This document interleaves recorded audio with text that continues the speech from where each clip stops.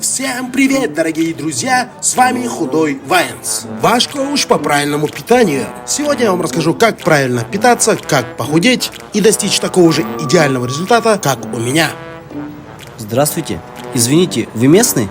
Здравствуйте, да, местно. Что вы хотели? Хочу, чтобы вы подсказали, где можно попробовать ваши национальные блюда. Знаете, спросите, пожалуйста, у таксистов. Они больше вам подскажут. В общем-то. Спасибо. Пожалуйста. И соблюдайте режим питания. Самое главное – отказаться от жирного. И это я не про себя.